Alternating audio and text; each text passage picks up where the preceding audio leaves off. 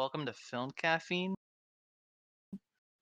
This is the second version of the True Crime podcast. Today we're talking with um, a fellow uh, committer of crimes called making a YouTube video. This criminal has been retained for two crimes. One is a Last Jedi video in which he said The Last Jedi is a good movie. And obviously, we all know that Ruin Johnson cannot make a good movie. So that's crime number one. And then number two is he said Spider-Verse is a good movie, and Spider-Verse is not a good movie, obviously, because it's an animated movie, and all animated movies are bad. So here on trial is Production Journal himself. What do you say for your crimes? I plead guilty. I killed a man. Okay, you did. That's what we're testing for here? No. Oh, movies. Yes. No, innocent, I guess. Okay, we'll get back to the whole the man killing a man thing. For now, though. Yeah, no. That's for my next court date. My bad. Welcome to the podcast. Welcome to Film Caffeine. Production Journal. Is there another name you go by? You can call me Christian. Christian, yeah, that's right. Sorry, I'm horrible with names. That's all right. I'd like to put on the record. My name is Christian, and oddly enough, I'm not religious. But yeah, welcome to Film Caffeine, Christian. How are you doing? Yeah, I'm great. Thanks for having me. Yeah, you're from Australia, right? Yes, indeed, I am. Yeah.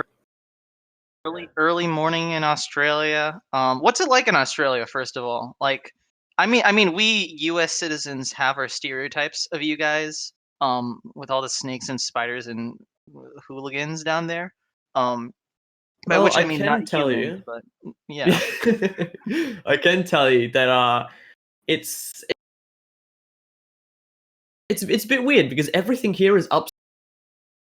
Want to get to the like the whole tin shed that is our school, we have to just sort of get a lasso, rope together a couple of kangaroos, and ride on down to the nearest milk bar. Gravity is a weird thing. We've got to have hooks on the bottom of our feet just so we don't, fall off the edge of the earth because we're upside down. I mean, you are on the edge of the earth, yes, the flat earth. Yeah, it's a struggle. When it rains, my God, it's like it's punishing us. Yeah, because isn't the flat earth theory that it's also like mildly curved? So then you guys are like constantly on a slope or something. Oh yeah, no. If we jump, surely we're gonna like fly through the air for a good couple of kilometers. We got to be real careful. That's fun. That sounds like a lot of fun. Yeah. You guys good with the fires going on down there? Look, I can't speak for everyone. But as far as I know, and I actually got an update on it last week, there's only one fire left that's actually. Oh, that's great. Yeah, and like I mean, it's still severe, it's still bad. But it's in the scheme of things, it's good news because it means that for the most part, it's been controlled. And yeah, it's great news. Yeah, I'm happy for you guys. That was a big thing for like a long time, and I'm glad at least it's maybe slowly dying down. But yeah, you guys have it's weird. You guys get a lot of good film stuff down there. You get a lot of good actors. You get a lot of good film analysts, I guess, because there's you now. There's Loverboy Media. There's a bunch of people down there, I guess, now who are just all into film. Is there like a specific reason for that, you think, or is it just a random thing? Well, Australia is a huge island, and for the most part, it's isolated from like the rest of the world. So I don't know. I guess that we try and.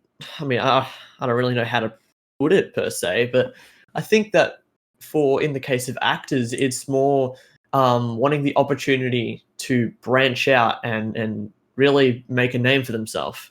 And then there's plebs like me who just do it because they like it. Yeah, that's good.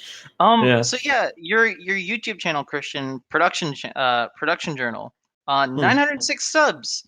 That's I mean, to someone like me, that's fucking crazy. So, I mean, Someone like me, it's congratulations. crazy as well. Thank you. Almost at the 1K thing, right? Yeah. You have Well, I anything? mean, that's the thing. Before I released the Last Jedi video, I think I had like 20 subscribers or something, and Hmm. then I uploaded the video, and I went to sleep and everything. Check it a few days later, and I'm like, what? Yeah, I want to talk And to you it's about that. like 800 subs. How did that go like crazy? Like, did you post it on like some subreddits and stuff, or? Not at all. I think the only place I shared it to was YouTube. Hmm. And I've got an Instagram, so I put it up on my story saying, "Hey guys, I've got a new video coming out. I'd like it if you guys look at it." And it's just one of those things where it's like, "Hey, I've got something new. If you guys want to check it out, go ahead." I didn't actually expect for it to go anywhere. I was just Yeah. doing it because, like I want to build a portfolio, and I thought, hey, I've made this video. Wouldn't it be cool if I just put it on YouTube? Hmm. And And I yeah, think lo I and think behold. I think YouTube recommended really took advantage because I remember before I met you, I saw specifically your thumbnail too on a lot of my recommendeds as well. So I was Mm, like, there's definitely YouTube was pressing you a little bit, which I found like mm. that's pretty cool for like. I mean, did you have other videos on your channel at the time, or was this like your first video and then you saw it shot up like crazy?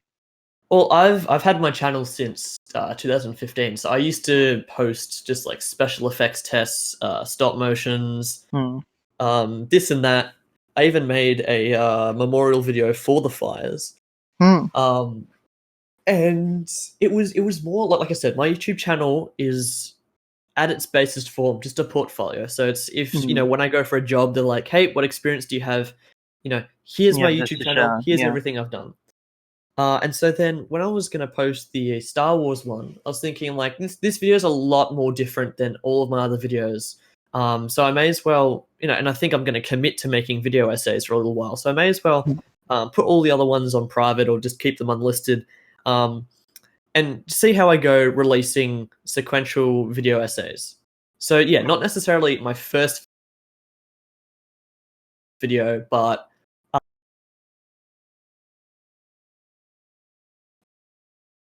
Hello. oh yeah, Yeah. I think my My internet's audio. cutting out here. That's good. But yeah, I want to ask you too with this like launching video essays. I know, especially when I got into it. If you look at my channel too, it's like it's mainly podcasts here and there, but then like I'm trying to get more video essays out, and it's so much more like it's so much more of a mess than I think being just a neat format, which I think I probably should be like committing to something like video essays or something. But podcasts are fun and stuff like that, so I just throw them up there. Do you reckon you could I quickly send me a link to your YouTube? I actually want to kind of Yeah, just check sure. it out while we're talking.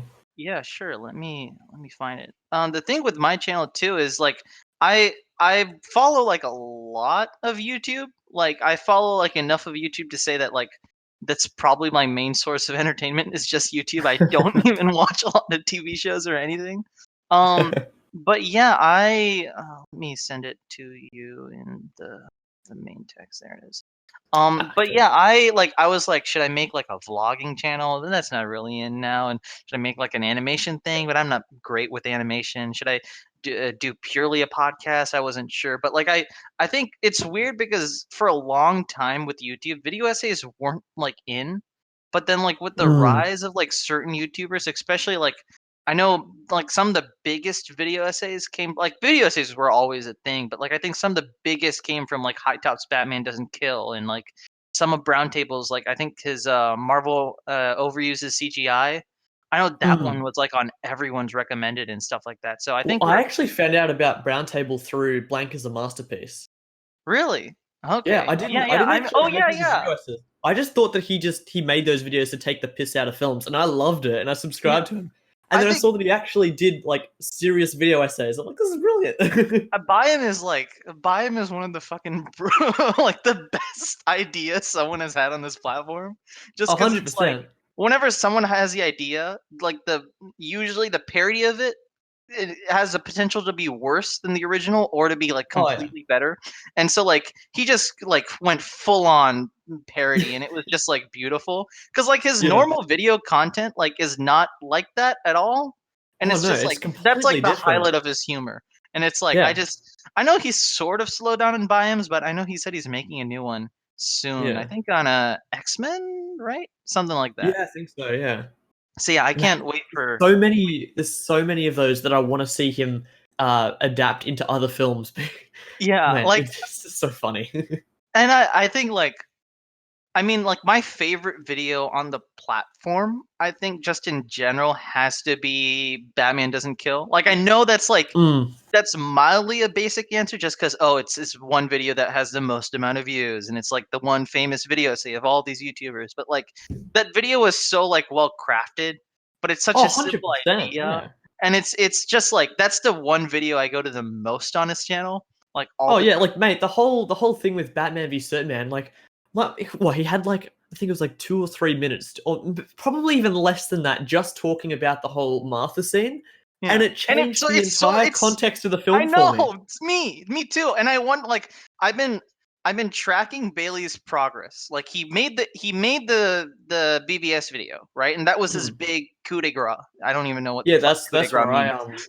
But that was his big thing, and I watched that entire thing, and I fell in love with that video, and that video is my second favorite video on the entire platform. But I went, okay, he said he had a hate relationship with this movie. So then I went back and watched his original review. And then I watched the Film Hub podcast he did talking about it. And you can very clearly see like that he's slowly growing to like love this movie. And I think Mm, Batman Does Not Kill was like I'm not to completely speak for him, but I feel like that was probably like the one that like was like, oh yeah, no, the Martha moment isn't horribly bad. And like honestly, his video and High Top's video are making me rethink Chris Terrio. Um, mm. that didn't mean I didn't mean that for all that to rhyme, but you know who Chris Terrio is, right? The guy who I've heard of the name, yeah. yeah, he's the guy who wrote Batman v Superman. He wrote Justice League, and he wrote Rise of Skywalker. Three films that I don't necessarily like to the fullest. Mm, And for mm. a long time, I was like, I'm gonna make a video that's just shitting on this guy because he's dumb and he writes all these dumb movies. And I want to like actually go back and like look at them, and I want to like even like because I know he won an Oscar for Argo, I think the Ben Affleck movie. So I want to look at Right, right. that and it's like I mean I think especially Bailey but like also High Top has inspired me to look back like on a lot of these videos or like a lot of these films and stuff to be like it can't be all bad, right? What's the silver lining here? Exactly, yeah. Well, yeah, I mean, talking about Batman v Superman, the next video that I've actually been writing is covering the psychology of Batman in film. And so Hmm. I've got a whole, I don't know how long it'll last, maybe 2 or 3 minutes, probably even longer, talking about Batman v Superman. Um, Hmm. and I've been quoting YouTube comments from it because it's weird. Like I absolutely love the music from Batman v Superman. Like, Oh yeah, I mean, no. you can say what you The want about the score is film, but the fucking music slaps. And so I guess where sort of my like the awakening for my appreciation for the film first started, even before High Tops, High Top films, was probably just like watching or rather listening to the soundtracks on YouTube while I was studying. Hmm. And then every so often I'd just sort of scroll through the comments and I'd hear people commenting on the film. And so I'll quickly read out a passage I've got here from a Sure. comment I saw on one of the soundtrack films. And this comment alone kind of, yeah, it's somewhat changed the context of the film for me. All right. Hmm. It is over the next 18 months that Bruce's wound festers. For the first time in his life, that first criminal has a name, Superman. He had long ago vowed to make sure that what happened to him never happened to anyone else again, and now he had failed. That little girl had been powerless to stop her mother from dying. Young Bruce has been powerless to stop his. And what drives Bruce further insane is that he is powerless against that first criminal all over again. Next to Superman, Bruce is merely the defenseless child he is in his memory. All his years of training and fighting amounts to nothing against the Man of Steel. Bruce Wayne, an already psychologically damaged individual, is driven mad by this. To compensate for this imbalance of power, he starts torturing criminals. He brands them, he kills them, and for 2 years, Batman is evil. Batman is the villain.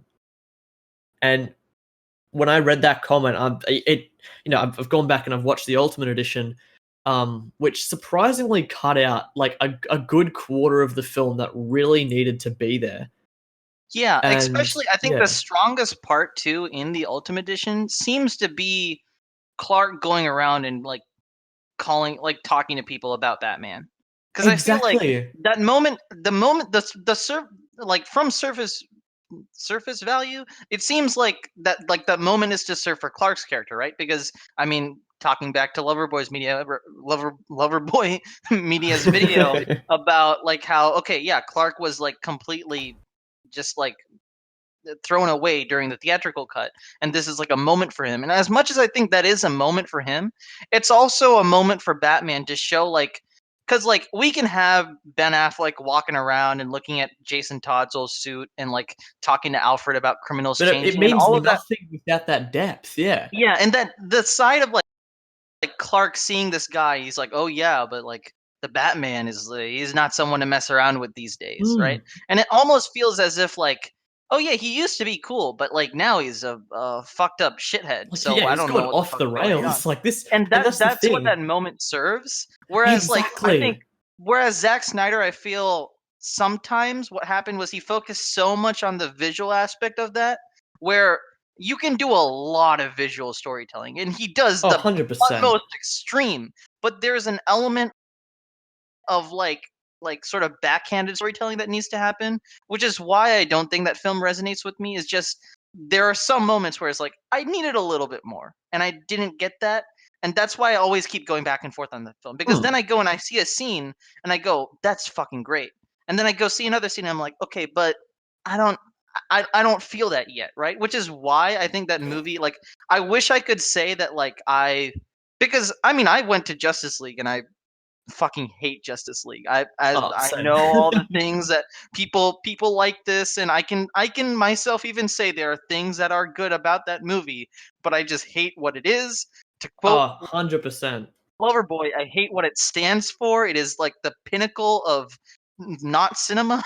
So and but then like so then looking back at BVS, I just see BVS as like a god amongst us compared to the shit show that was Justice League. Well, But yeah, yeah, funny you should say that because yeah, what Batman v Superman is at its like really what it is, it's Man of Steel 2 because when you think about it, it's actually the most logical step for the film to go in next because you think Man of Steel, the whole film is about him concealing himself and isolating himself because he feels isolated. He's the only one that's not like the others, and so he feels the need to shut himself off from everyone, right? And then when he finally makes his debut, he destroys more than half of Metropolis. And mm, so in Batman v Superman, it deals with the fallout of it. It's like oh my god, there's a god amongst us, and he's brought his war along with him to Earth, and that's when people get scared. They're like, he's a god. What is he capable of? This is fucking terrifying. Um, and mm. then that's when the whole thing with Batman feeling powerless is just like, there's never been a threat, and that's the whole thing about deifying Batman. The whole, Batman can do anything. Why? Because he's Batman, right? That's the whole Hmm. joke. And then you come across literally a god, and Batman feels powerless, and he doesn't have that like that edge that he can do anything, and it sends him off the rails into just a blind fear and hatred. And and you know And what? yeah, The more I think about it, you know what they could have done that I feel like maybe it would have been risky, but I feel like it would have maybe worked is cut a lot of the stuff in the third act. Like Doomsday, cut it out. A lot of the other weird Wonder Woman shit, cut it out. The movie ends. Batman's about to kill Superman. Superman says Martha. Batman has a realization. He throws his spear away and he just like leaves. Like he just leaves and he sits in his cave and he just ponders for a while. Superman goes. He finds Martha. I don't know how you would I don't know how exactly plot wise you would resolve that plot, but basically you cut the Lex Luthor shit out. Maybe he gets arrested. Maybe he just escapes. Whatever. All he did it all just to prove a point. And you end that movie with the two of them, and somewhat similar to Civil War, where they're both like not talking with each other, but like if needed, they will assemble to form something greater, right? Mm, But they're both like because some of the problems for me too stem from the fact that right after like that Martha moment on paper, like High Top said, works really fucking well. And then like Batman just like gets instantly goody two shoes with him, whereas maybe you need to like build that out over the next movie, right? Where like maybe in the next movie he slowly starts to get accustomed to Superman. mm. That's just my 2 cents on what it would be 100%, yeah. risky, but like it would be true even to the name Batman v Superman, where Batman v Superman starts off as something a tale of Batman and a tale of Superman and the two conflicting each other. And then it turns into your blockbuster film at the end, where it's like Mm. you could have slimmed down a little bit of that fat, make it full lean meat, and then like make it full like an emotional piece. Well, here's the thing. I actually disagree with that. I feel like the story told the story it needed to tell, and Hmm. the whole Doomsday thing at the end. Although I don't love it, I don't Hmm. mind it. I think it's a really cool action set piece. Yeah, And I oh yeah, actually, from yeah. an action set point, it works wonders, especially for like like yes, it technically it doesn't make sense that Batman is there fighting these monsters, but like Oh, because he's it 100% useless. I mean, yeah. if you watch the fight, just like in Justice League, Batman spends the fight literally. I think the He only spends purpose of half of it having in his Batwing, the other the half only of it part running yeah, away. Yeah, the only purpose to having Batman in this fight so that Zack Snyder could get that Dark Knight Returns shot of but it was him worth in the yeah. it. Yeah, I I know Hishi is like Hishi how it should have ended. Yeah, yeah, Yeah, I know they're all parodies, but just the idea of like Superman's about to save himself and then Batman just comes in with his fucking kryptonite gas gun and a kryptonite spear and then comes in and fucking saves the day. Like yeah, it would be so out of theme for this movie and it would be so weird, but like I would have dug that. Like that yeah, would have been cool. The Superman ending does do wonders for the movie, but I just love that Hishi animation so much yeah. because I'm Batman. It's beautiful. uh, I love But the yeah, parodies. yeah, that's the DCEU, and now they're going off in their own direction. Have you seen Birds of Prey? I have. Just quickly before we move on, you said with there's some scenes in Batman v Superman that don't really Yes. click with you. And so I'll quickly just Yeah. draw upon one scene which what the one scene that never really like I never understood its purpose, like why the hell was it in the film? Was when Bruce Wayne has a nightmare where he walks up to his parents' grave, he can Oh, and then the see man his bat mother comes bleeding, out. and the man bat busts out, right? Yeah. And it always annoyed me. I thought it was a very cool scene. I loved the whole monster bat. I thought it was cool. But Hmm. I was watching it the other day and I thought to myself, I'm like, it's a cool scene, but why does it exist? And I was really thinking about it, and then it kind of clicked for me. And I it's one of my favorite scenes in the movie because when you think about it, he walks into the grave to pay his respects, Hmm. and what what grave is bleeding? It's his mother's grave. The whole Martha Wayne. I didn't That's where even the know that. blood's coming from, right? Hmm. And so this, I'm pretty sure he gets the nightmare. It's either just after or just before he decides that he's going to kill Superman. Actually, it might be just before.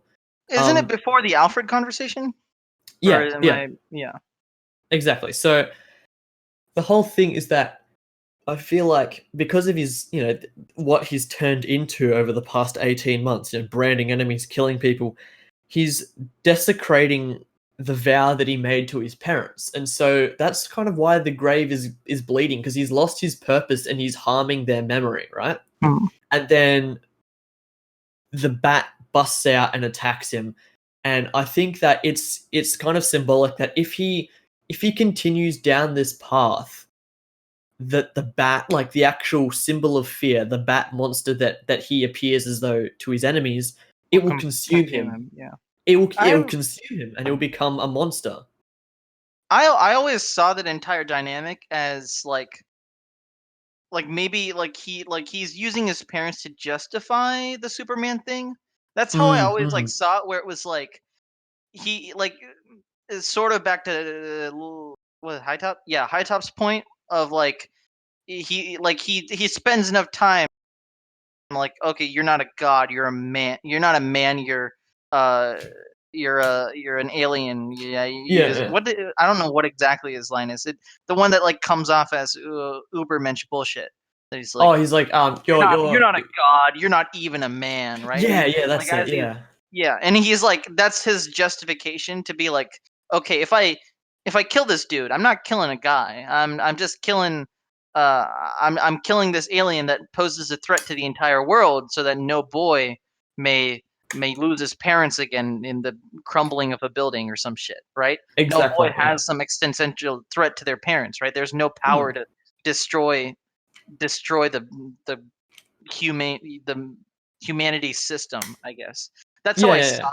And I guess that scene sort of plays into it. Maybe he's just using that as like a if you're not going to do this, I don't know what exactly the man bat would represent, but like just the idea of him visiting his parents' grave would be like just one last thing to him, like, I'm doing this for you guys, right? And Mm. then like the man bat just comes out and say, yeah, you're good, and then that's it. Yeah. Like that, maybe that's what it represents. I have no Mm. idea. But yeah, Batman v I you got to come in Batman v Superman. As much as everyone loves it or hates it or whatever, people are still talking about it to this Oh, day, and that 100%. means something. It Speaking of does. Yep. things that people are talking about to this day, I want to ask you about the infamous video that came out, and I want to ask your thoughts on it because I haven't stopped thinking about this video, and that video is um uh what's it? Channel Awesome, right? The Mhm. Nostalgia Critic video. Yep, Have yep, you yep. seen it? I haven't seen all of it. I got about halfway through this morning and then I turned it off because the guy's Reasons. voice annoys the shit out of me. Oh my god. Like the actual like to be honest, he had for the most part he is in my opinion really really cringe. But I Mhm. will admit he had I think it was one joke that actually made me chuckle, but his voice really puts me off. So Yeah. I couldn't make it through the video. You know, it's so Scribe and I last night were working on some scripts, right? Mhm. And he was like, I was like, oh yeah, do you see this video that came out? Supposedly everyone hates it. I might watch it sometime. And he's like, oh okay, no, let's watch it. And I was like, can we finish these scripts first though? And he's like, no, no, just let's watch it. Let's watch it right now. And then we started watching it, and he wanted to stop. It was like he chained himself into like the electrocution chamber, thinking it was like a roller coaster ride, but actually Mm. it was just an execution chair. Oh, So 100%. Yeah. yeah, and here's the thing: I don't like High Top said this on Twitter too. I don't like shitting on other creators, right? But that was dog. That was a dog shit video. This is just a bad. It I watched was. it. I Yeah. watched it front to end. I watched all the clips that people were showing up on Twitter, and Mm-hmm. I want to know if you agree with this. I don't think the premise of the video necessarily is bad. The premise of the video that he shows to everyone, and the idea behind Nostalgia Critic. I've watched his one on Batman Mask of the Phantasm. His Mask of the Phantasm video is a good video. Like I've watched it several times and I consider it a decent video. The premise behind his videos has always been, let's look back at something. Let's analyze it in depth and tell it, like, see if it is actually good or bad, right? It's the Mm. nostalgic critic, right? He's going back and he's seeing if something is actually good or bad. He's shat on the Raimi films in the past, right? He's Mm. talked about they don't suck and all this, and he cries too much and stuff. Forget about all that. This video, Spider-Man Nostalgia Critic video, is meant for him to go back in the past and look at these movies for what they are, and then see if they hold up. The Mm, end of mm. his video, he sort of touches on that to say, yes, they're campy and they're corny, but that's good, and that's why we enjoy them, and he makes a decent point in saying that at the end of the video.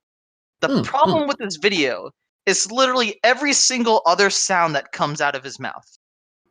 Everything else that comes out of his mouth is lame cheap shots. Like he went to a basketball game. He just took off the hoop, put it on the ground, and he just took the basketball and just kept slamming it into the hoop on the ground. Like that's all he's yeah, doing. He's not something actually that hitting really any. kind of annoys me in his video, was that he continuously said, "It's a kids' film. It's a kids' film," and I'm like, that we're not arguing that. Yes, it is a kids' film. It's corny. It's cheesy. That's the point. But just because it's a kids' film, it doesn't necessarily mean that it can't have that like complexity to it. Yeah, and like, I mean, I follow Troyo Boyo 17 a lot. If you know who he is, he does like the rewrites and stuff. Yeah. For I've like seen it. Yeah. yeah. And he would like just he went on a fucking full on Twitter that's like at least 100 tweets or so, and I read through like almost the entire thing. Oh god, he made some good points, but like he keeps repeating the PG-13 thing, and it's Mm. like I don't know if he thinks that's funny or something, and that's why he keeps repeating it. But like there's blood, there's a graphic death, right? There, Norman is acting like a fucking perv, so that Mm. makes sense. There's a lot of stupid sketches that just don't make sense, like at all. Everyone's been debating the J. Jonah Jameson thing. What is your opinion on Yeah. that? The whole why would he rat out? Why would he Yeah, cover for Peter? yeah. Well, like, why the fuck wouldn't he? Like to him, yeah, Peter is just like a random, and literally to him, Peter is just a random photographer who's like, hey, I've got some photos, I'll submit them, you can pay me. That's their relationship. It like I don't understand why. Like what? Why wouldn't J. Jonah Jameson just rat him out? I don't get it. Like of course he means nothing to him. He would if he's being I probably just said that wrong. If he's being Mm, threatened, he has no reason to actually expose Peter like that. He has no mm, hatred for him. If like if he knew that he was Spider-Man, and even if he knew he was Spider-Man, he probably wouldn't rat him out. mm.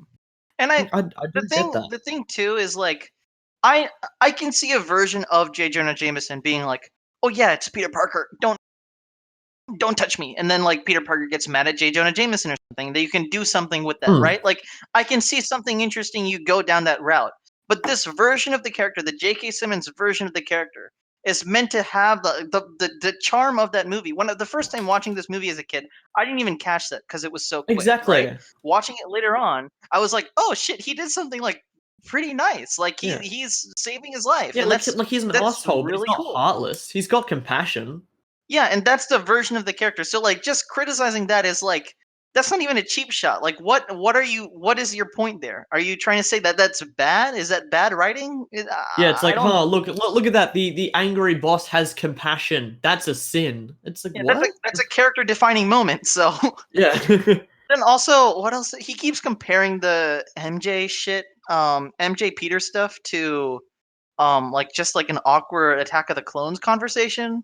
And I was Yeah. like I I mean they're acting and Yeah, exactly. it's a natural even the conversation too is like, oh, it was like sort of flirty and sort of like I could see it happening even today. Maybe it's a little out there, but like still today I could see a conversation like that happening.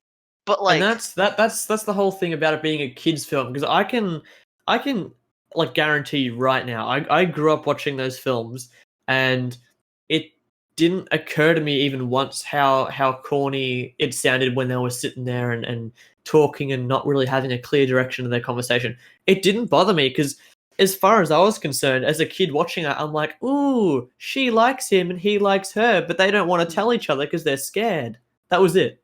yeah, and it does a good job expressing that. It's just Exactly. like I don't understand why like Plus, aren't they again, like they're meant to be like young adults or teenagers? Like they wouldn't just be like, "Hey, want a bone?" They wouldn't do yeah. that. And they've been like friends for ages. Of course, they're going to be a little bit awkward if they're talking about their feelings like that.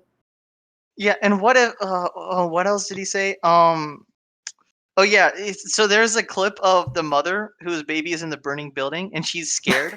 And then Nostalgia Critic says, yeah, Spider-Man's totally gonna die in this burning building. She's scared for her fucking baby. Yeah, like what the hell? It's like I don't know like and then also like he thinks Peter and MJ should go to like a fair or walk on the beach or go on a date instead of sitting in the hospital with Aunt May. Yeah, like the one that they care about. Like, Yeah, like I don't think it's a date. It's a it's a God. conversation. Yeah. Like, that's the thing. Like, you don't necessarily need like those scenes where it has them walking along the beach or whatever to express that they like each other. I feel like if it's something like that when they're together in a hospital and they're both there due to tragic circumstances, but they can sort of connect. Isn't that like even better? Yeah, and like I'll even say myself, just comprehensively for this video, I I'm not the biggest fan of the Raimi movies. Like I Hmm. know so many people that shill over them, and it's like that's fine, that's sure. I honestly like I don't like Far From Home. I prefer the Raimi movies over Far From Home, but I think I think Homecoming is probably my favorite Spider-Man movie. But like I Okay. can Yeah. still Awesome. look at this and I still like enjoy aspects of the Raimi. Do I think they're corny? Yes. Do I think some aspects of them don't work? Yes. But like these aren't criticisms. These are piece of shits like random points that like if he titled the video something else other than nostalgia critic, or if he just made this video like, "Hey guys, I'm just gonna take cheap shots at the Raimi movies for 40 minutes and call it a video," and like that's it, and I'll be like, okay, but that's what you're doing, so that's fine. But the way that he tries to make it something like serious, like it's another like a harsh criticism of like these movies. It's like I don't uh, do if you're gonna do that, like then do that. Don't make it cheap shots. And Hmm. I don't want to give this guy more attention, but then again, I don't even have any attention to give. So Exactly. I Yeah. just want to air my frustrations about why I think this video just is it the worst video on YouTube? No, those are like those meme porn edits. Those are the worst videos on YouTube. This is just like as far as a video essay goes, I don't even just consider it a video essay. Mm, mm. But yeah, that's a video. On to something a little bit more positive. I see you've also been excited about the Batman movie. I have, Um, yes, indeed. I've been thinking a lot about it. I've been uh, my feelings are mixed on the suit. I don't know Okay, how I all right. feel about the suit. What are your takes on the suit? Yeah, I don't know. It's tough for me. I feel like it's something you've kind of got to age into, and then it's either you like it or you don't. Like for me, I I absolutely hated the Ben Affleck Batman suit, and probably until this year. The one thing that I hated it for more than anything else was just the cowl. I thought that it kind of made him look like a magpie or like a bird. Yeah. Just for me, just the mask, it just didn't work for me. Hmm. And as time goes on, I still not entirely, I still don't entirely love it, but I don't hate it. Hmm. And same with the Robert Pattinson Batman. I kind of like how it's taken the whole, it's made by him. This is his second year or something, or maybe first year. I don't remember. Hmm. I But think like it's I the don't second. mind it. Yeah, I the thing is like it reminds me of have you read Dark Knight's Metal, the comic run? I haven't. No. Okay, but have you seen like designs from it? It's like a lot of let me find a good picture of that. Like there's like all the villains are basically based off of Batman. So they're all like different multiverse versions of the Justice League merged with Oh, Batman, okay. and they're All all right. evil. I'm trying to find a good image. And the suit looks like something out of that. So it looks like if you look at this image and you look at the blue suit and you look at the red suit and then you sort of merged them together and then added black and then made it a Batman suit, that's what it looks like, right? Oh, yeah. No, I have seen that. That's sorry. Did you say that was Two Faces one? Uh, not the Two Faces. Yeah. Wait. Let me have a look. I'll send through a photo of what I've seen. If this is what I'm imagining, I remember my brother is a huge comic book fan, or at least he used to be. Um, I also sort of used to be, and over time I just haven't been reading enough. Here we go. I'll copy and paste this into the chat.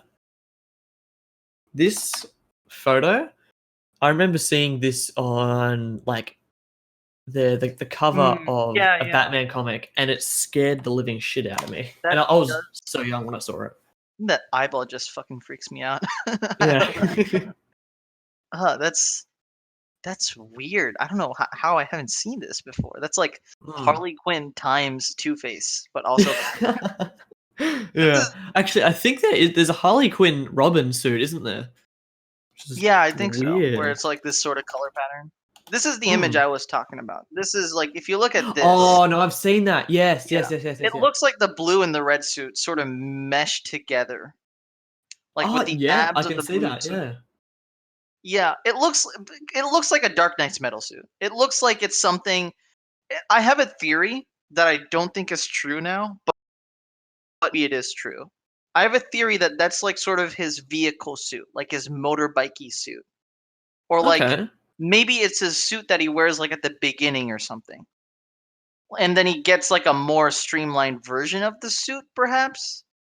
Hmm. I because like I even saw something I think on Reddit about like how someone said that there are multiple suits maybe in the movie. Someone was theorizing something about that. Um, Okay. but like I I wish it were slightly less armored. I don't like the Hmm. cowl. I started off liking the cowl. Now I don't like the cowl, and now I'm still very mixed about the cowl. Like I think Hmm. I just don't like the ears, but then again, that could be the whole stunt thing they were talking about, where stunt actors are given like very like um helmets that are just whipped up like in a matter of like minutes or something. So Yeah, yeah, maybe yeah. that's why. Um, And the thing the, that kind of puts me off the most is probably the fact that he's got a bit of a collar at the back, like where the I cape is. I initially kind of find it weird personally. Initially, I dig the collar. Now, when I see it alongside the whole suit, it's sort of off-putting. Because, like, for a long time, I've wanted a Batman with a collar, but then the collar is just so big that I'm like, I wonder if they toned it down, it would look better or maybe worse. I'm not 100% sure. But Hmm. Hmm. I mean, for a long time, this has always been like my favorite version of Batman. This one right here. It's just like it's a gentle, it's a simple picture, Hmm. and I've always want something like that. Or like the Batman animated show of like A hundred 2004. percent. Yeah, something like that as well. That show is fucking um but yeah, I'd I actually love to see like the animated series, but like that suit on the big screen, even if it was just in like a small montage or something. That, mm, like I could die happily. yeah. I just want a good suit. For some reason, I don't know why. I was talking with Scribe about this too. I'm not the biggest fan of like the Arkham Asylum look for him. And I don't know if that's so much the suit or just his body shape.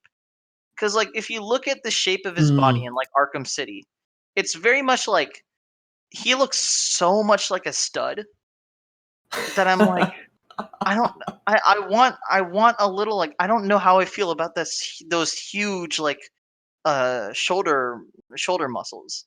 Like it looks like he is just Dwayne the Rock Johnson. And I don't know if I don't know if I want that in my Batman. But Yeah, yeah, I do like the belt and I do like that overall thing. He just looks mildly improportionate, and I don't know why. I can't put yeah. my finger on it. And every Mm, person I say mm. that to goes, "No," because I love the Arkham Knight suit. Like I know it's much more mechanized and more like bulky, but like I love the look of that just because his shoulders seem more defined. But Yeah, no, I like it as well. that's just me and my perks. But yeah. What else? Do you have any other favorite creators like in terms of like I know we talked about High Top, Loverboy Media, Troya Boyo, Brown Table, and any other creators that you watch? To be honest, I don't really know. Like I have like I don't know, a small circle of Instagrammers I follow and talk to all the time, but not necessarily like YouTube content creators. Hmm. Yeah, for the most part, the main source of that, yeah, comes from High Top, Brown Table, Loverboy Media, and just like a few alternatives like here and there that I like, oh, that looks like a cool video, I'll watch that. Otherwise, no, I don't necessarily follow a lot of other people in the film YouTube scene. Hmm. I mean, yeah. Do you listen to any podcasts or anything?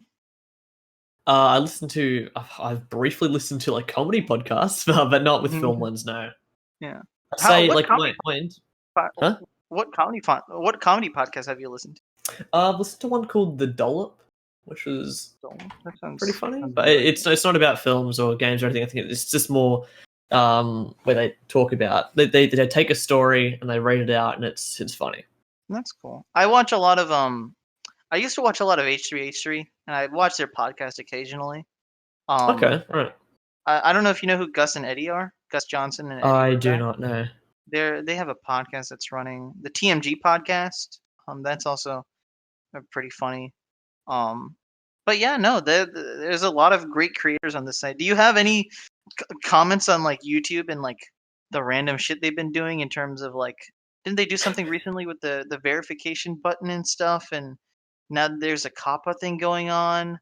Do you know if like Yeah, video essays are being impacted by that? I'm not too sure about. Hey, I'm not too sure about video essays, but it is a threat because like the whole not made for kids thing. It's kind of scary because it means that any number of things could happen to your channel. Like for me, I've been working on a short film for about 3 years now. Hmm. And it's not a short film. It's actually feature length. It's like an hour and a half, maybe even 2 hours. And it's a Batman film I've been working on, and Hmm. I've got a crew of like I think it's like 30 people. So Oh it's shit. including voice actors, concept artists, writers, everything. And I can swear right now, I'm not doing this just because of Brown Table. Because funnily enough, I was like I said, I started this project probably in like early 2016. Hmm. And then I think it was last year, he Brown Table posted his return to Zootopia, and I'm like, oh, he's also working on a feature length fan film. Huh, not intentional. Yeah. But yeah, it's kind of scary with the way YouTube's going because I feel like I don't want to have I don't want to go to all of this effort, And then and just have it organize like all of this for three removed. years. Exactly, and then just have it get taken down repeatedly, or Yeah, I like could 30 do all the people, right that's a things and they wouldn't huge do it. yeah, 30 people is like a huge undertaking. That's and stuff like that too. It's like because even like Yeah, video it's essays, a lot of it's just fun. you Yeah, edit something and you put it out like in a matter of like maybe a week or so, and then maybe more than that too. But like if you're depending on how much work, but like the most basic video essay you could probably edit within a week. But like exactly. Yeah, those type of things like take so much effort, which is why like I felt sorry for like Jane Bricks and a lot of those other places yeah, and MGF yeah. Customs and stuff like that, where they go full in detail. And now I wonder like they go like full on R hardcore and they lose a little bit of their audience, or they they surrender to the system, which doesn't really make any sense. But Exactly. Like when I was younger, I used to watch Jang Bricks all the time, and I've sort of swayed away from him as I've gotten older, and interests have changed. And then revisited his channel the other day to see that video where he's talking about copper, and it's like, well, I'm pretty much screwed. And I'm like, oh, that's terrifying. yeah, I know this because it was like is just someone's one thing. livelihood just It destroyed. it reminded me of the piracy things going on in oh whatchamacallit, the what was it like what was that one thing that Napster, that's what it was called, the Okay. music downloading thing where like people would download music illegally back in like the early 2000s, and then like Yeah, people yeah, started yeah. like and then people started like I think it was a Nikki Jakey video also, he talked about it a little, but like Mm, it was like, oh yeah, people just started suing college students for like $4,000 just randomly because mm. those services weren't complying with those laws. And that's sort of what like this YouTube thing reminds me of, where the government made some laws, and then YouTube didn't comply with them, and so now the government's just making the people who just create the videos pay. Exactly, Where which is it's at least with the unfortunate. Napster thing, it was like the Napster thing was like technically illegal, but this is like just them bitching about policies. So Yeah, like I yeah. don't necessarily blame YouTube for everything that's happening, but at the Mhm. same time, it's a platform and it really should be taking care of its creators in the way that maybe even if it can't defend them, it should at least keep them in the loop. It should be like, And it shouldn't just be like, oh, by the way, as of tomorrow, your videos are fucked. It should be like, hey, there are changes that are actually going to be implemented. This is exactly what they will direct. Here are your options, and they should tell you well in advance, like 6 months or more, because then there's people that they have time to adapt, and they're not just screwed over. Yeah, I just wish they like had like a roll up plan or something for it, but they didn't even have that. They were just like, here you go, that's it, goodbye. And it was Yeah, it's like, like, oh, by the way, here's this. Have fun. yeah. But yeah, that's YouTube be YouTube, and they took down the iDubbbz video and shit too. Like, yeah, Oh, I know. whatever. It was hilarious. Can't believe they I did know. that. Yeah. Um. Anyway, onto a much more hot button issue. Uh, Not really that more hot button, but the coronavirus. That's been going around. You're on the other side of the country, so I'm going to treat you like my CNN correspondent. What's been going on over there? Yes. Well, look, coronavirus is definitely serious, but I think the media is blowing it way out of proportion. They're treating it like the next Black Plague. Like, the Black Plague killed 1/3 of all of Europe. And I'd like to think that since then we're a little bit more technologically advanced. Yeah. So And I, I yeah, I saw something online. China was like overestimating its numbers too, because they were the only ones releasing the numbers to make it sound like it was something else. And I mean, I don't want to yeah. be on a hit list by people living in China, but that doesn't seem right, you know. Um, but yeah, I guess yeah. Current. I mean, were you a big Bond guy? I know you heard the Bond news that Bond got I moved. heard about that. I'm actually not necessarily a huge James Bond fan, so it doesn't really affect me as much. But I know so many people who are like, "What?" Yeah, and I don't know if you watch a lot of like fandom or Screen Junkies, but they were reporting on it. But like that's big in terms of like, yes, coronavirus may be like not the biggest thing in the world as people are comparing it to now, but it's weird that like because of this, all these companies are just shutting down. Baby Yoda Well, have you heard what happened canceled. with Australia? How it's people are going fucking mad here. I haven't even heard So what's going on there. there's, and this is gonna sound so fucking stupid, but there's a toilet paper crisis in Australia at the moment.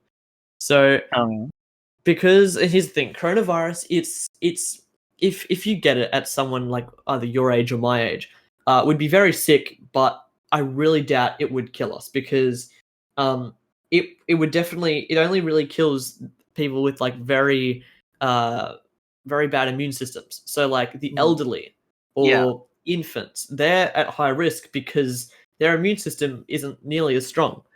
Mm, And so coronavirus reached like the western end of Australia or something, and there's been a couple thousand or maybe a couple hundred reports that people are getting it and stuff, and they're getting sick. And so I don't know. And look, I don't know what compelled people to do this, but they're just like, hey, look, there's a plague. Let's stock up on toilet paper.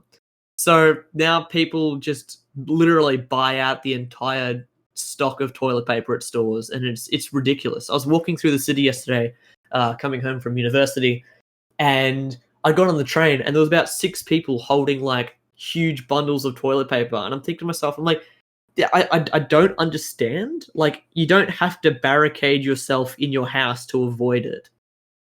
Like, I yeah. don't get it. That's weird because that's like such a.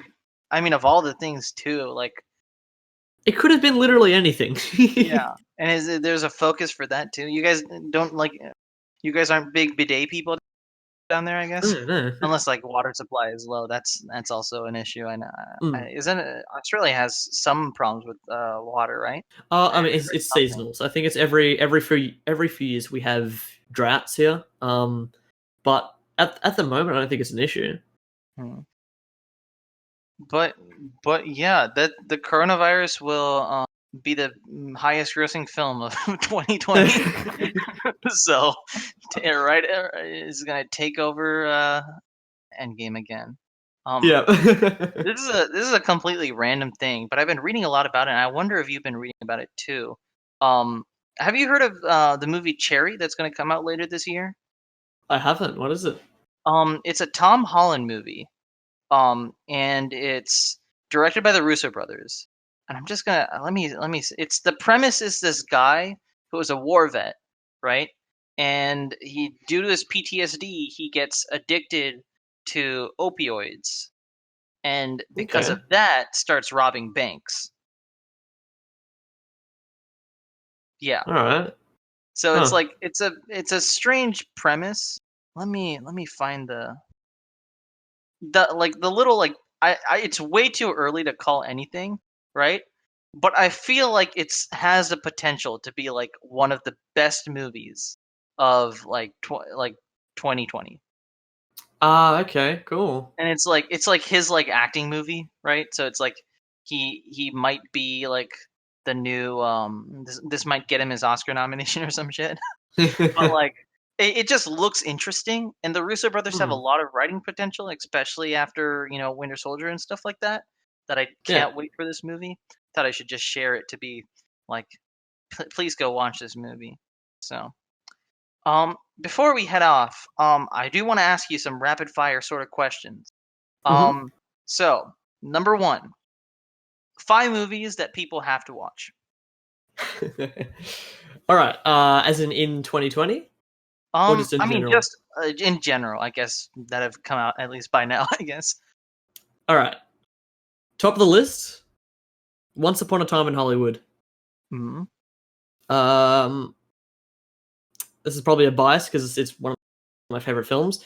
Pirates of the Caribbean and Dead Man's Chest. Okay, Scribe would really like you right now. I haven't watched any Pirates of the Caribbean movies, and he's been begging me to watch them, and I've been telling him, no, I will, but not right now. And so, They're like some of my favorite films of all time. yeah. Birds of Prey, and Okay, so that jumped up on your list. Okay. yes, and do you mind if I actually quickly explain why Yeah, it's yeah, somewhat go necessary ahead for because people to we, watch we it? need some. I mean, Birds of Prey isn't gonna get clicks or anything, but I do want to know Yeah, what people think about this movie because that movie came out and people talked about it, and then it just went under the radar because Sonic the Hedgehog came out. yeah. Now, look, I really like the movie, but whether you like it or not, I think that the real reason why you should see it is to support it. So what's happened was there's the whole problem that's been happening in recent years with, and you've probably heard with it with the Doctor Strange directors, um, and there's a bunch of Marvel projects where they're only taking on really big Interfering. directors and Yeah, stuff. yeah, Yeah. yeah. So And what Warner Kathy Ann Brothers is have done not a big director, right? She did like exactly. 2 projects maybe. Yeah, well, here's the thing with Warner Brothers. For the past couple of films, they've been experimenting something. So with I think it was Aquaman, Birds of Prey. I think it was also Shazam, and I mean, I know Todd Phillips isn't like a small director, but like in the scheme of things, compared to Hmm. a studio, this might technically count. I guess it was a Um, risk for just to give it to him because like the movies he directs are the Hangover movies and comedy blockbusters, and Exactly. Joker Yeah. is So not yeah, one of what Warner those. Brothers did was that they trialed giving like blockbuster films like Shazam, Birds of Prey, and Aquaman, like really big comic book movies, and obviously Joker. They experimented giving them to like upcoming film directors or just alternative film directors. That way, it can sort of diversify the directing field, which is good. And so they put a bargain, oh, not a bargain. They sort of hedged their bets on this, and they said that if it makes enough profit, if it's as successful, we'll continue with it. Lo and behold, Joker and Aquaman both make over $1 billion. Right. Hmm. Birds of Prey, I believe, made back its budget. It had like a budget of It 84 made million, and yeah. it's got something like that. Like, Did I it mean, reach don't take my 100? word for that, but yeah, probably. Yeah. Okay. Yeah.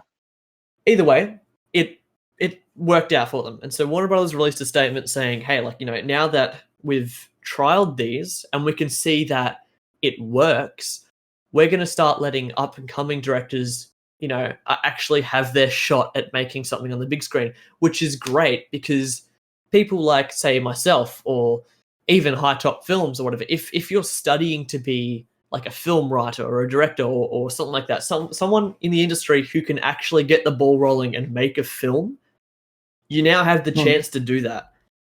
So I thought that supporting Birds of Prey was important because it just sort of added to those stats that it could work, so that we're not getting the same systematic shit pumped out every year. That, it's superhero films with different takes, or it's superhero films with different directors. Yeah, because I remember, especially like right as Justice League came out, there was a statement released a couple months later that the guy stepped down. The guy who was running DC stepped down, and they brought a new guy in, and Hmm. he's the one that hired James Wan, and he is also the guy that hired David Finch. David, what's his name? David Fincher? No. I think so. Yeah. Yeah, the guy who did like Lights Out in the Annabelle movies for Shazam, and then I think Yeah. he Yeah. also he rehired Patty Jenkins, and then I think he was like in talks to like with people like Kathy Ann and stuff like that to like see if people were interested in that. And then I don't know Hmm. if that guy stepped down, but like it seems like J.J. Abrams is getting in charge now in terms of like maybe not full scale directing like everything, but like in terms of just overall sight of like being an executive producer, Hmm. like the Kevin Feige of these movies. Yeah. Exactly. So Yeah. I wonder if he's like, because like at least then even financially, he can look back on movies that are financially successful and then roll with those. And it's sad because even Shazam like didn't do that well at the box office, right? It made back its money and everything, but it wasn't the bang out hit like everyone asked. And Yeah. I'm Yeah. scared that people are going to get take the wrong lesson from Joker. Where I myself I loved aspects of Joker. I didn't. The more I think about the movie, the less I enjoy it Hmm. for some reason. Just because there are times where I look at the movie and I go, "That was great," and that was great, and then times where I go, "That was just pretentious," and like I keep Yeah. fluxing between those like two sides. But like the idea Like behind some that some movie some was of the that film is pretty on the nose. Like, I yeah, will admit. like him crawling in a fridge. It's great acting, but like, what's the I didn't I I've just actually got a very good justification for that, but it will oh take god, some here we time to go. Yes, explain. So no, please I go won't. I ahead. won't go through it now. I'll go through it some other time. But it Oh, is. I've actually got a very decent justification for that. That one particular scene, because I had the exact same feeling as you. I can't wait to hear it someday. Because it boggles my mind. I'm like, because that was like a one like laugh out loud for me. Like, Oh, same. what? I watched that in the cinema and I couldn't. I like almost pissed myself. I'm like, what the hell is happening? Like, Yeah, but but like the lesson from that was like that they told a story about a guy and then they made it a Joker movie, right? And that worked hmm. because it was the Joker and it was something unique. I'm just afraid, like, I hope they don't take the wrong lesson like they did with The Dark Knight and then go, so everyone wants the Joker to be crazy and everyone wants villain movies. And then they just make a Lex Luthor movie that like sucks. Like Yeah, exactly. I Yeah, can like that's just a Trump political commentary. Like I yeah. guess it Like would they work, should. They should. but They should let like Joker be a one-off for those kind of films. But yeah, the whole having different directors coming in and doing it, that should become more mainstream, yeah. To quote because it actually gives people a chance, to do what they've worked towards for however many years. mhm. To quote Troy Boyo, he said in his Clark Superman story pre-write, he said when he was comparing Lex Luthor and Trump because they make that comparison a lot, Hmm.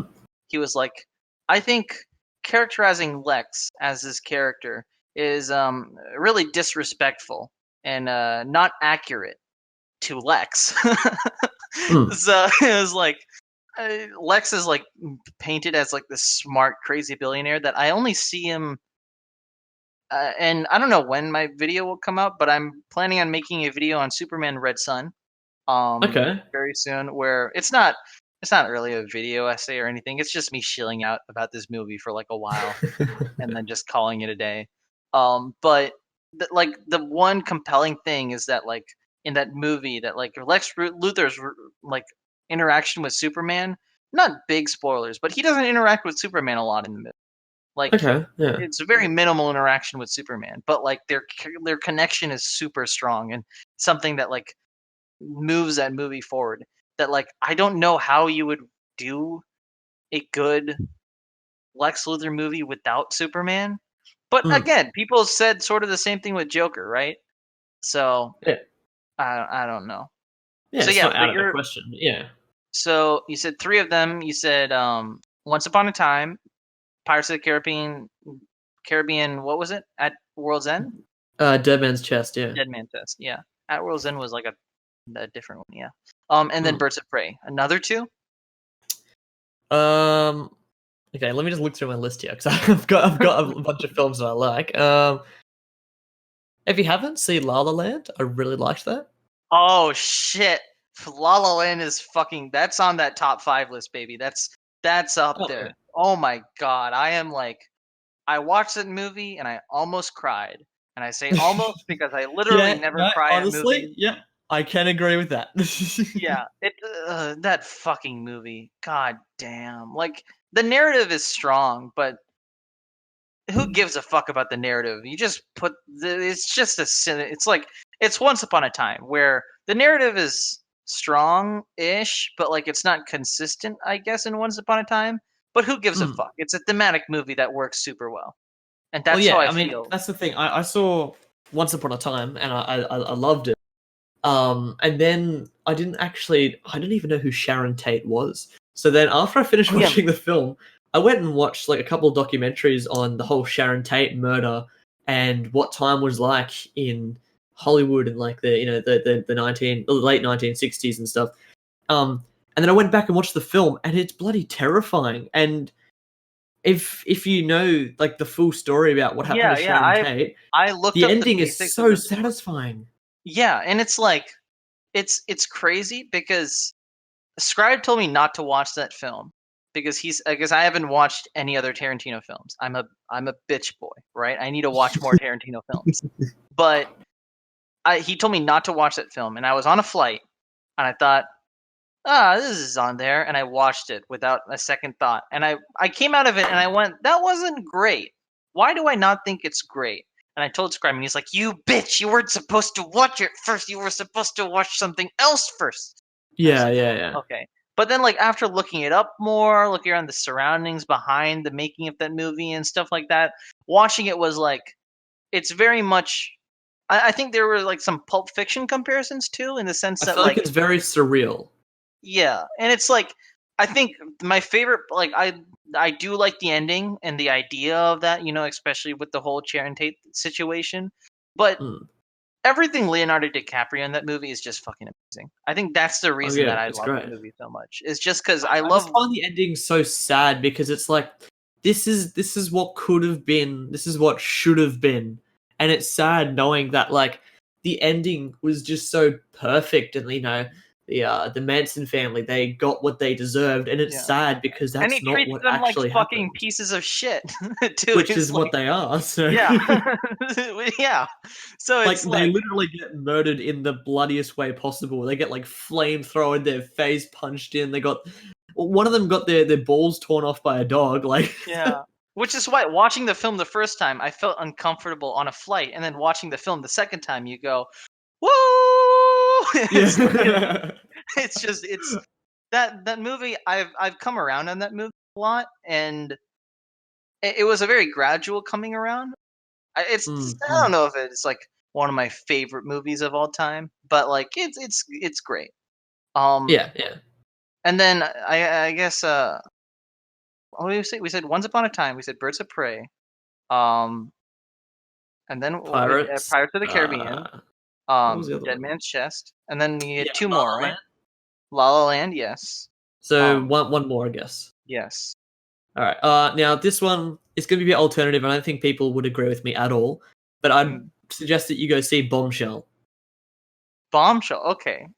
Okay. Because I saw the trailer it's like for it. it's a political commentary of, um, essentially Fox Media, or what is it? Mhm. Fox News. Yeah, yeah, everything Um, going with the yeah. Megan Kelly situation and everything. Yeah, I remember. Exactly. Yeah. And I actually really liked the film, and a huge plus about it is the fact that it's got Margot Robbie. So yes, I'll Yeah, go watch that. yeah. Anything, honestly. She's coming. She's doing a lot of shit. Like she did. I feel bad for her, but I'm sure she had fun. Where it was like she did Bombshell, then she had to do Birds of Prey, and Now then she's doing she The Suicide Squad. and the weird thing is she's shooting Birds of Prey, then she has to go and shoot I think a bit of Suicide Squad, and then she Hmm. does all of her press for Birds of Prey. and then she goes directly back to Suicide Squad. And now I Yeah. think she's starting some other project as well. So it's like, Very busy. Yeah. yeah, and I feel jealous, but I also feel, I mean, I'm everyone feels excited. jealous. It's gonna be So cool. yeah, and she's doing Tank Girl too. I don't know where that's going, but I think that's gonna be great. But yeah, that's a decent top 5 list. I didn't expect a Bombshell to be on there. That's I'll actually check that out sometime. Mm. Um, It's good. I It's have worth it. I have one final thing to ask you. Of Um, course. it's just like a final debate because I've had this conversation with Scribe before, and I want to know what people think. So I didn't start off a big Star Wars fan. The first Star Wars movie I ever watched was The Last Jedi, which is Mm-hmm. again on a plane. Planes give me the worst decision. Planes make me make the worst decisions ever. So I watched The Last Jedi. It was my first Star Wars movie. I watched A New Hope in segments. Um, I watched all of the new ones. I watched most of the last ones in the prequels in segments. And I watched Empire as a full movie. I still haven't watched the entirety of Return of the Jedi, but I have watched Empire in its entirety and New Hope in its entirety. Oh, I think you cut out there. I watched it with all these high expectations, specifically Empire. I watched Empire with Mm. all of these super high expectations. Everyone is like, "This is perfection in cinema. This is the best thing in the world." I watched it, and I came out of it. It was a great movie. It's a beautiful movie, and just like Batman 80, it is a masterpiece, right? In the sense of like back then, that was the thing, right? Like that Mm. is the thing, and then no one can top that thing, right? Because like that has such a cultural significance. I don't think Mm. it's as good of a movie as everyone says it is. And I take and I say that not as a okay, so why is everyone saying it's a good bad? No, why am I so fucking weird where I don't like this movie as much as everyone else? I don't Well, you're not understand weird. why. Yeah, because It's like, look, Empire is a product of its time, and I think it's very dependent on your experience actually watching the film. hmm. Yeah, because like I was, I mean, I was watching it comfortably. I guess is a one, but it was very strange to me because it's like, and not even like the technical aspects, like even putting the CGI. Like, imagine if all the CGI was like up to date with all the CGI going on now, all the technical aspects of the movie aside, the narrative of the movie, just the pacing is so slow. I wonder if that's just because it's a product of its time, but like, because then everyone says, "Oh yeah, it's perfect," and I'm like, okay, let me find something wrong with it. But then I can't very easily find something wrong with it. So it's Mm. what are your takes on The Empire Strikes Back? To be honest, Considering you started I don't off have your a lot of. channel with Last Jedi. Let's start off with Last Jedi. Like, I don't have a whole lot of opinions about it. Star Wars, and look, I want to put something on the record here. This at the very start of the podcast, you said that I liked The Last Jedi. I want to put it out Mm, there. I don't like it. I don't hate it. I'm on the fence with mm, it. So okay. just because I quote unquote like defended it, it doesn't mean that I like it. Mm, What the point I was trying to raise is that we should look at it from a different perspective. Not mm, necessarily that I like it, but also not that I hate it. yeah. Now, with Empire, like I said, I don't have many opinions. I feel like the Star Wars films they're just films at the end of the day. I don't think they're masterpieces. I don't think that they're um like amazing, but they're enjoyable, and I do enjoy watching them. That's about it. Hmm. Okay, that's a good take, and I guess that's a good mentality to put forward, where you don't have to like a film to admire things about it. I guess, right? Yeah, Where 100%. Yeah, and you don't have to completely dislike a film to and not and still have some criticisms about it. That's a good statement, exactly. right? That, Yeah. I like that. Well, Um, thanks. but yeah, well, overall, thank you for joining me here today. Where can we find you? You have your YouTube channel, Production Journal, right? Indeed, I do. Yes. And then you have I've also got I got an Instagram Instagram page, um, which is where I do something it's not film related at all. So yeah, I'm yeah, looking through it, and These are Legos are the best thing in the world. Not to completely self-promote, but um I would suggest watching my Arkham Knight video because it takes a twist at the end where the video itself, I'll be honest, it's not the best thing in the world, but like the ending of the video just like really matters a lot to me. I've been All right. working at Oh, what Arkham Knight means to me and its um profound effect. Okay. Yeah, yes, I'll take I a would look at highly, it. yeah, take a look at it. Tell me what you think sometime. Um Batman does not kill, I think. yeah. But yeah, that's great. Yeah, so check out your Instagram production back underscore journal. And Mhm. then your YouTube channel, Production Journal. Check out your 2 videos you have up. And you said your next video is going to be the BVS video? Well, it's not necessarily BVS, but it has BVS in it. It's the Oh yeah, the psychology of Batman Batman. of, yeah. That's cool. Yes, So yeah, I guess stay looking for that. Look out for my Red Sun video. will I'm do. I'm supposed to end these videos with a funny note. Um, it's funny. Oh yeah. You Well, know what March means, right? I think so. It, Yeah. it means Spider Month.